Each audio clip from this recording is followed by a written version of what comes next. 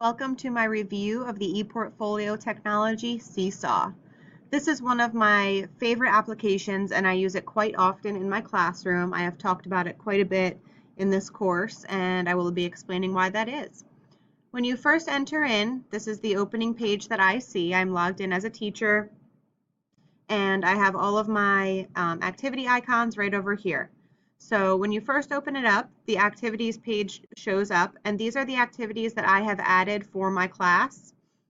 The first one here is pizza fractions. So this is something that I created where it gives directions to use the draw button and label with text the tools to design a pizza. I also give a reminder not to forget to label the fractions as shown, and the students can add a caption or a recording to describe their pizza. So just looking at this, I give an example. The students then will have the opportunity, and I give audio as well, will have the opportunity to use the template that is attached to make their own pizza. So I have attached a template of just a blank circular pizza, and the students can add what they need to depending on what their fraction says. That's one example. Another example here is when I did text and graphic features. Students had to use the picture button to take a picture of a text and graphic feature and tell me the difference between the graphic feature being the picture and the text feature being a caption or a label, and explain the difference to me using text. The reason that I enjoy this ePortfolio so much is that I can create different tasks for different students, and each student is able to go into their name and upload their activity.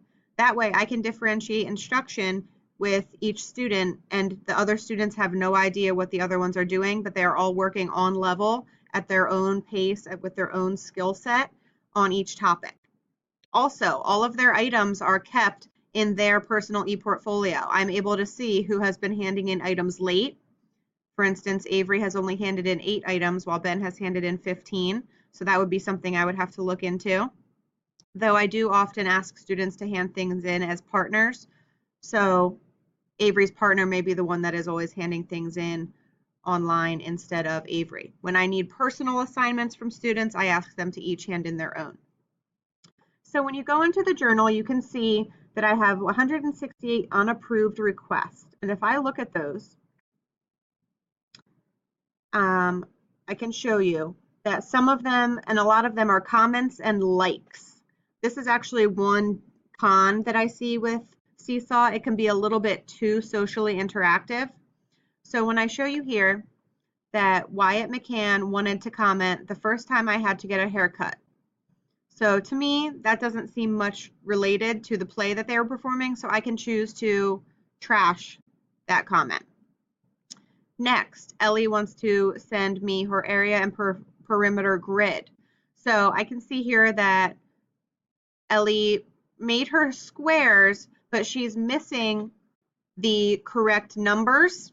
So I can go down here and press comment and say, Ellie, I like your work, but you need to add numbers to show me area and perimeter. And I can post that to her so she can see it. If I go down here to approve all, I can approve everything all at once. If I go over here to inbox, I can actually get notifications for more things like this if the students want to comment on each other's. So I have another one here from Wyatt. I deleted the one about his haircut, but this one here says the new version is a great idea to play with friends. I don't mind that one. That one seems fine, so I'm going to allow it. I go over here to skills, and I can work on specific things with my students. And there's also an option to search for activities.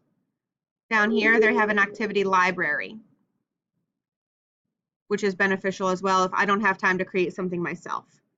So though there are a few cons to this, with there being a little bit too much of social interaction between the students, overall I think it's a phenomenal tool and my students really enjoy it, and I truly enjoy creating things with it. Thank you so much for spending time with my screencast, and I hope you enjoyed it.